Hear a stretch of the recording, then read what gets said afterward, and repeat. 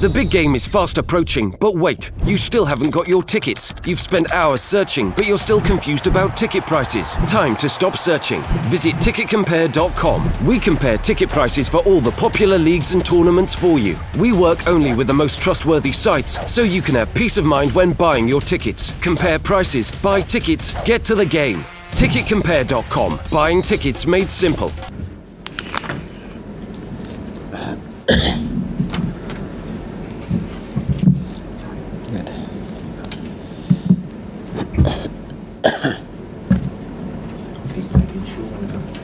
And then good. I'm good, thank you. And you? Yeah, we're all good. Yeah. Good, good. Sun shining. Sun shining. Nice day, actually. Nice day.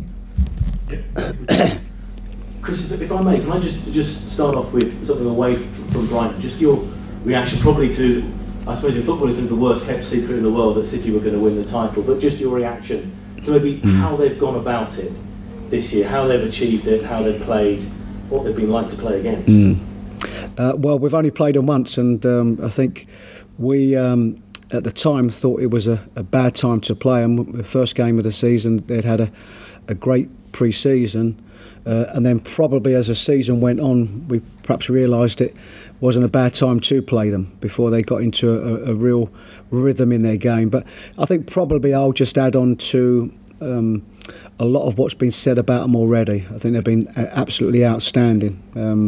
I think in the way that's not only the way that they've played, the way that they've dominated games, defensively have been strong, and I think whenever a team has the type of season they have, is you tend to look at the individuals, and there are so many individuals in their teams that have stood out this season, and that's a sort of mark of a real quality team, and I think probably most are just looking forward to seeing, how they develop that come next season. But they've been absolutely outstanding. And just in terms of how the bar is always raised season from season, but the way they've played, the way they've gone about it, as you just described then, how does that raise the bar for everyone else? I'm not so sure that it does. I think what it does do is it raises the levels, and has to raise the levels of the teams that realistically are going to be competing with them. So we always talk about a top six, or what is a top six, and I suppose they're the ones that have got to try and get as close to them as they can. And they're the only ones, I suppose, also with the financial backing that have any chance of doing that. I think for the rest of us, we can only sort of look and admire and try to get whatever points of them that we can. But I think it's more for that top six to try and get as close as they can to them. And just finally on City, you as a manager and Guardiola as a manager, just your thoughts and impressions on him, what he's brought to the Premier League, what he's brought to the English game, how he's maybe developed as well. Well, what we knew when he came was that he was an outstanding manager and a quality manager and coach. But I think tactically, the way that he's set up his team in a lot of games, he has been able to change. Also there would have been that thought with all the attacking ability that he's got, how well can they defend, and certainly they've been able to do that as well as anybody this season. But I think it's the tactical changes that he's made going into some of the big games, and I think there was one that I remember really well. I think it was their game away at Chelsea, where the formation was completely different. I hadn't seen them do that this season. And it turned out to be an outstanding performance. So I think some of the things we already knew, the qualities that he's got, and it's going to be how they develop that come next season. On yourself, Chris, 5 games to go. How do you make sure you remain in the Premier League? Because psychologically, on the plus point, you've got the points in the bag, you're ahead of the others, you're 13th. But the running is challenging. The running is challenging, but that's something that we knew, and what we have to have is a group of players that look forward to that challenge. We want it to be in our own hands, and that's always the best way. And I think going into this group of games that we will need to get some points from these games. What we don't want to be doing is continue looking over our shoulder and relying on other results to go our way. So it's always best if it's in your own hands. They are tough games, but we've also looked at some of the results that we've seen. West Brom yesterday. Our result at home against as Arsenal. So I don't think you can afford to go into any game, whether it be against any of the top six or any game, with a defeatist attitude. And we need to make sure that we have a team and a group of players that will look forward to playing in every game. In terms of picking up points, how much are you targeting the 2 home games? Because that is an area, it's very easy to say, home form gives you an advantage, but it's very much been an advantage at the Amex for you. How much are you targeting, obviously, Tottenham and then the other home game as well, to get the points in? Yeah, I think it's not a question of targeting them games. It's what the facts are. We recently went through 2 home games against Leicester and Huddersfield, and we know that on the balance of a season, there are perhaps better opportunities for it to get points there than at other places. And so yes, we can only go on facts. Generally our home form has been very good. But I don't think you can have a defeatist attitude about going away from home, and I think it's very difficult to target them games. You can only target the next games as such, and when them games come around, then of course possibly you might feel there's a better opportunity of winning them games, but certainly not targeting them. Chris, supporters love to, and us as well, we love to sort of look at how many points is it needed. Is it 40, is it 42 in previous years? A lot of talks are saying 35 is going to be enough. Do you take any credence in the amount of points that may be needed to stay in the Premier League? And of the games that you've got, taken that you're not targeting, do you think in your mind 2 points, 3 points, 1 point, and you're safe? I mean, I honestly, as manager, can't afford to think that way. I mean, I think we would need points. It might work out that that's not the case, but I think we will need points, and how many I don't know, and nobody, unless there's some genius around somewhere, nobody can tell me how many points those teams below us will get, and the form that they'll show, because they are all capable of winning games. So I can't afford to think that way. For me, the best way and the most comfortable way and the best way for this team is to think that we will need to get points in these games. How many, I don't know, but we will need to get points. Just a final one from me. Obviously, Tottenham, it's a club you have huge affection, history with as well, but just on the game tomorrow night, how do you see it? How do you see that game as one that you can get points out of? What will you need to do? The obvious. Yeah. Well, I think it's a good question. It's both ways. We will need to play well. We will need a Tottenham side that's not at their best. We are at home. We know that that they will have the bulk of possession because of the way that they play. They're an expansive side. They've had, and we've spoke about Manchester City. I think Tottenham have had an outstanding season and have really developed season after season. So we will have to play at a good level. We will certainly have to nullify a lot of the good strengths that they have and the threats that they've got. But we've also got to be a threat ourselves. We can't defend for too many or too long a periods in the game, otherwise with the quality they've got, the inevitable happens. So we will have to make sure that we are in a game.